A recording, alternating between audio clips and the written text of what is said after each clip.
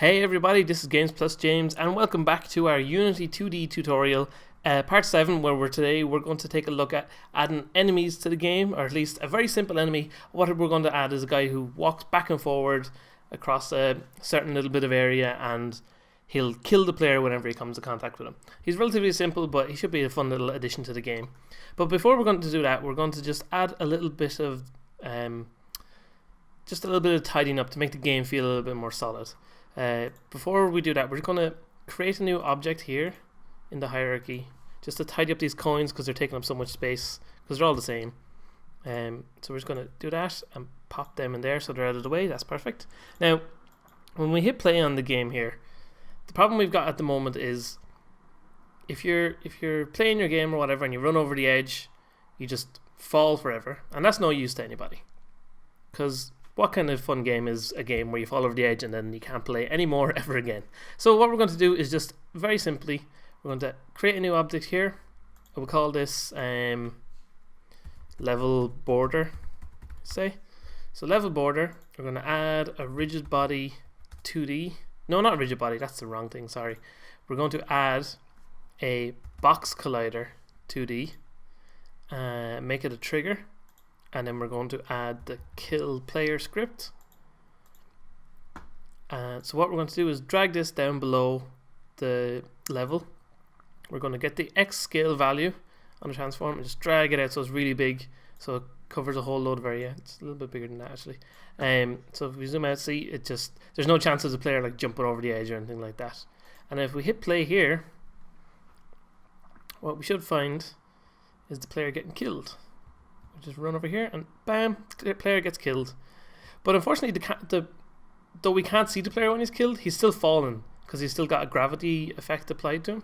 So we're going to fix that very simply. We'll go back to our level manager script, which is what handles when our player gets killed. So we'll open that up here. And what we're going to do is, we're going to just, when the player is killed, we're just going to set the gravity to 0. It's very simple. So we go player dot gravity, oh, hold on, player dot rigid body, player dot rigid body 2D. Have to do that first because the gravity value is stored in the rigid body. So, and then gravity scale is equal to 0f. So that'll set the gravity to 0 when he's killed and he won't fall. So then we have our time, it waits for it to respawn, and then we want to set the gravity back to active again. And if we go back into Unity and we go to our player, we can see on the rigid body we changed that to 5. Well, that's what I changed it to my one. You might have changed it to something different depending on how you feel or how you felt the controls worked.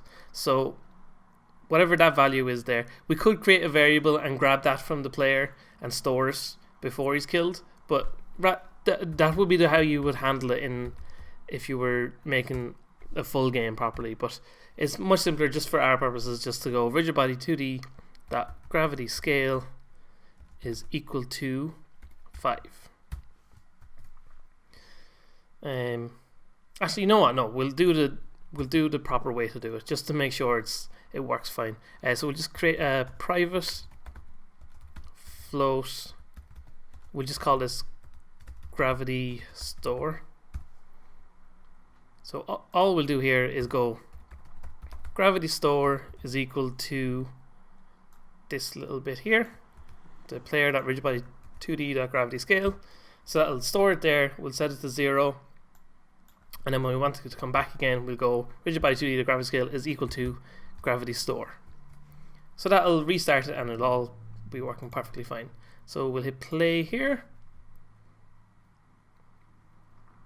Once it finishes compiling down here in the corner, we'll walk over the edge and then bam, see, now we freeze in place. Perfect.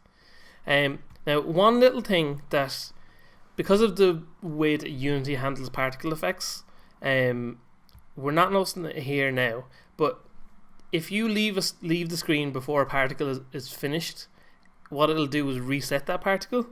I don't really know why it does it. It's kind of a strange way to handle it, but for example, if we go to our level manager here and we set the respawn delay to 0.5 and we hit play, so now we'll be respawning back up here before the particle has time to finish. So we go boop, and now we fall again.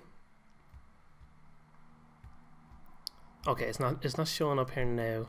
Where is our particle effects? We'll just check this. Particle, depth particle. So that lasts for 1 second. So yeah, that does do that. Okay, it may be that we're just not, the camera is too close to the object. So what we'll do is we'll grab our level border, we'll just pull it down. Because this is a problem, it's not too much of a problem, but we don't want it to be happening. So we'll walk over the edge here, kill ourselves, and we go back up to the top, fall again. Or maybe it's because it's on the screen here actually. Because I want to show this to you.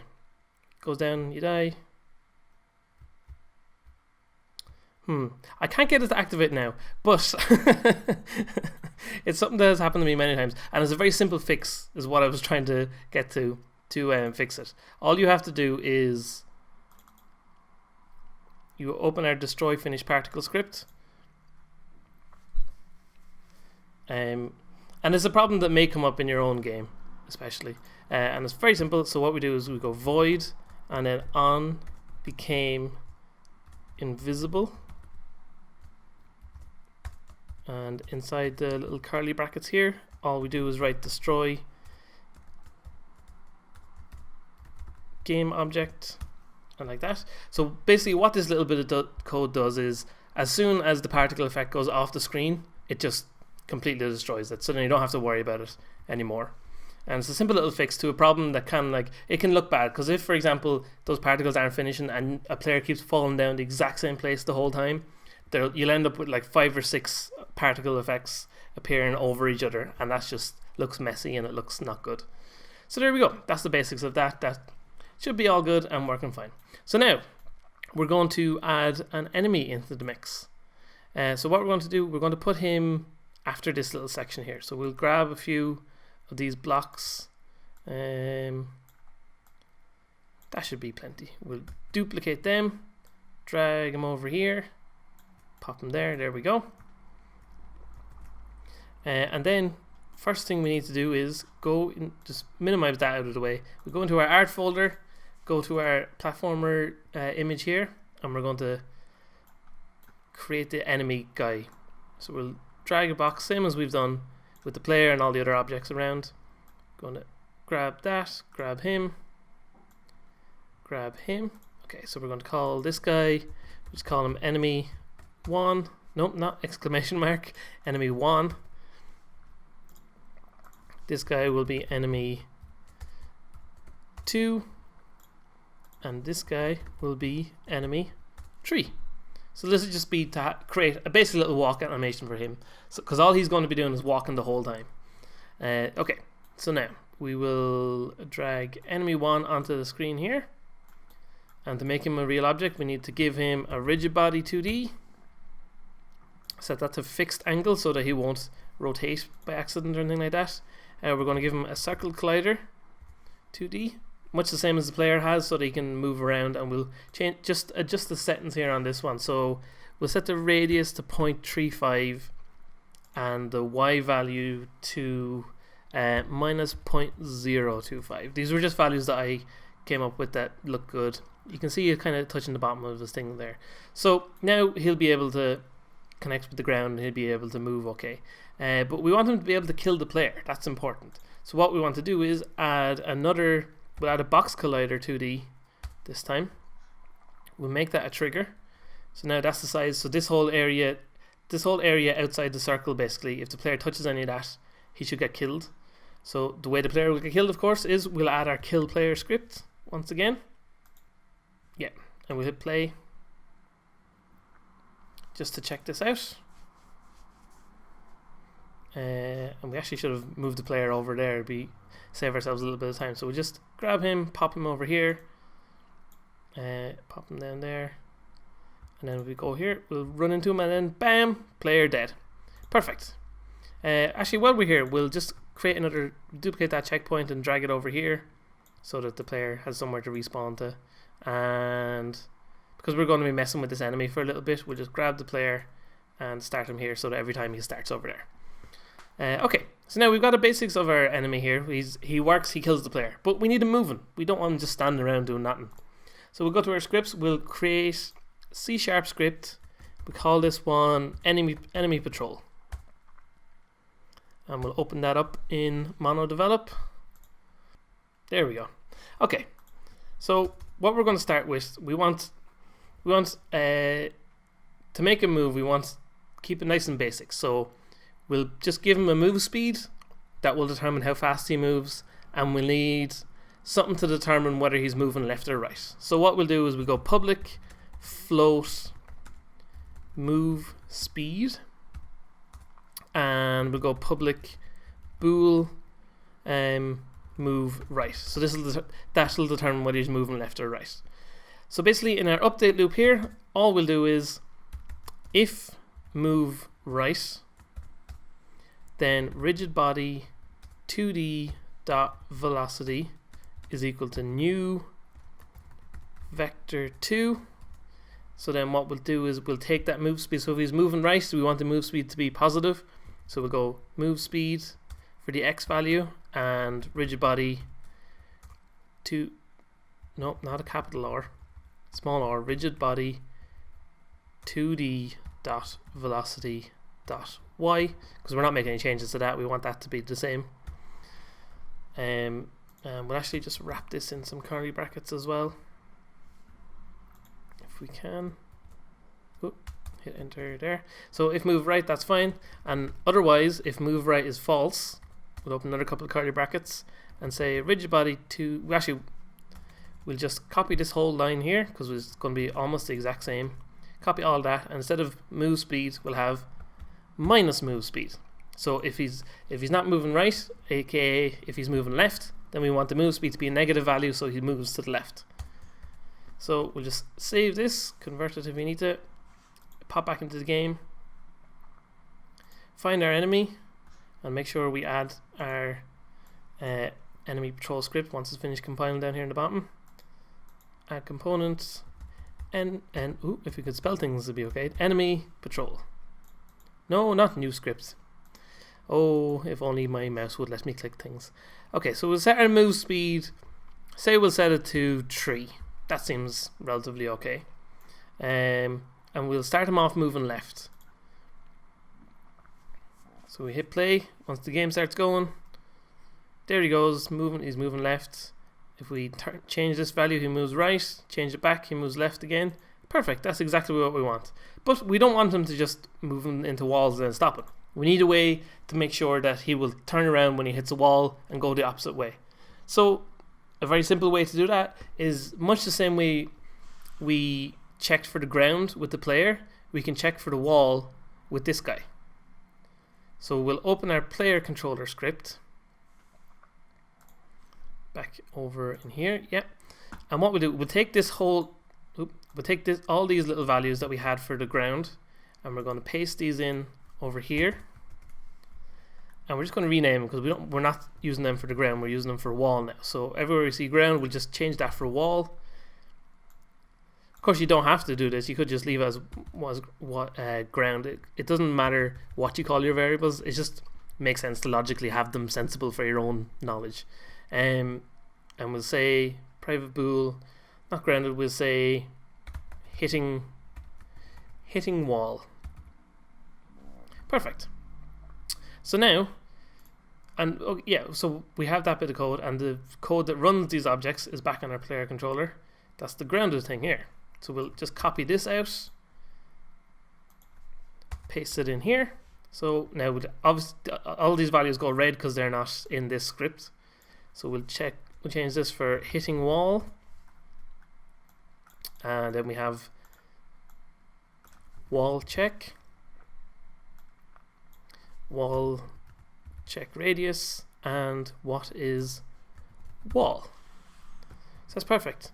So now that way we'll be able to detect when we're hitting the wall, and what we want to do with that value is if hitting wall then move right is equal to not move right. So basically what it'll do is if move right is true, then it'll say move right is false, and if move right is false, it'll say move right is true. So now we'll save that and we'll go back into our game here, and before we try and run the game or anything like that, we have to create an object to act as the hitting wall element. So what we'll do is we'll just zoom back in here onto the player. We'll click on our enemy to make sure he's highlighted, and then go game object, create empty child. You could also just create empty and just drag on top of the enemy, but it's nice and handy to create an empty child. So we'll call this wall check. Then click on our enemy again, scroll down here, drag this wall check into here like that. We'll check radius. We'll set this at 0.1, and then what is wall? Ground. And that's what any of these tiles are. They're all assigned as ground layer, so it'll check for those layers. So now if we hit play here, what we should get is the guy walks into the wall and then walks off to the right. No, we don't. Because we didn't change the position of this wall check, obviously. It's stupid. We want to be able to see where this wall check is at all times as well. So we'll make this yellow, say. And when he's walking... we have to click back here. When he's walking to the wall, he'll go to that and he'll bounce off it. And now, this time, when we hit play, he should bounce off the wall, turn around, and start walking in the other direction. There we go. As you can see, he didn't get very close to the wall there. So what we'll actually do is drag that in a bit closer like that. It's kind of a bit of a balance to see where you feel is like appropriate for him to get close enough. See what I mean? He's still a little bit too far away there. Try again. There we go. He bounces off the wall and he walks away. But you might notice that when he started walking the other way, the point's dead on the same side. And that's because we haven't transformed the player from left to right. Much like we did with the jumping for the player and the other thing, we want him to flip side to side so that he's always checking the wall in front of him. And again, same as with the player controller back here, where did we do it here? Yeah, so we transformed the local scale, the exact same. We're going to do the exact same thing with the enemy. But this time, when he's moving right, the way we have it set up at the moment, he's moving left by default, and that thing is on the left. So what we want to do is, when he's moving right, we'll say transform dot local scale is equal to new vector 3, and we'll say -1, so that it will flip him the opposite way. -1 for the x value. And then the y and the z will both be 1. They'll both remain the same. So that's perfectly fine. And we'll copy this bit of code here. And in the else loop, we'll say, instead of -1f for the x value, we'll just set it to 1f. So now when we go back again, we'll hit play. Once the script is finished compiling, and he'll bounce off the wall, and he'll start walking off the other direction.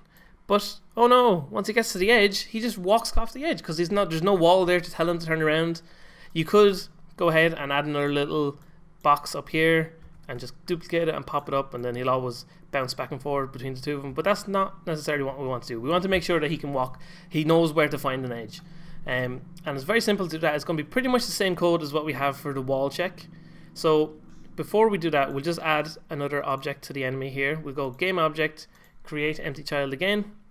We'll call this one edge check, and we'll make it green, say. And what we want to do for this one has to be, just click on this here. This one has to be a bit more in front of him and drop down, so that he's looking for the ground. He's looking for there not being any ground, basically. So we'll save that. Just as good to always keep your game saved. And back in here, so rather than all this whole thing, we'll only need a couple of extra variables. So we'll say private bool. We'll call this one at edge, and then public transform, not wall check, edge check. Sorry, that's what we'll call that one. And we can use the same radius and the same what is wall, because it's the exact same thing that we're using here. So here we'll go at edge is equal to, I'll just copy this whole little bit again just to save us some time typing. Please do instead of wall check dot position, we'll go for edge check dot position. And so now we want him to turn around if he gets to the edge. So this thing will return true when he detects that it detects that it's in the ground. So we don't want him to turn around when it detects true. We want him to turn around when it detects false. So in our if hitting wall check here, we're going to add these two little bars like this. That means or in C#. So we'll have hitting wall or not at edge. So now when he's either hitting the wall or else he detects that there's no edge in front of him, we'll pop back into the game here. It's actually confusingly worded now that I think about it. We should call this not at edge. Would make a little bit more sense. So that's checking to determine when he is not at edge, and when not at edge is false, that means he is at the edge. If that makes any sense. So we'll save that. Pop back into the game. Wait for it to compile. We'll hit that play button here. And once it starts running. Oh no, we made a mistake there. We have to go to our enemy and we have to drag this edge check in here. It's very important, or else he'll just sit there and not go anywhere because he won't know whether an edge is there or not. So now we scroll out, we watch him go, he finds the edge and he turns around. Perfect. And we go back into the game here and, hey dude, oh no, he killed me. That's perfect. But at the moment, look at him, he's just kind of sliding alongside the side. So we're going to add a super basic little animation to him, much like we did with the player. So we'll click on our enemy here. We'll go to animation. Click on this thing to create a new clip. We'll just call this enemy walk, because he's going to be walking the whole time, so we don't even need to worry about giving him an idle state or anything like that. So in our animations here, enemy walk. We'll set this to, I believe the player was, his walk animation was a 7. Okay, so we'll go back to our enemy. We'll set the speed of this to 7 as well. And all we do is go to our art, we'll grab our enemy, pop one there. And then, can we zoom in a bit? Yeah, and then we'll grab the next one, pop it there, and grab the next, grab the first one again is what we want, isn't it? Yeah, so we'll go stand still, one arm up, stand still, other arm up. So now we'll turn off that record button, go back to the game, hit play, and now he should be walking back and forward, all nice and dandy. You can see him, rah, rah, rah, rah.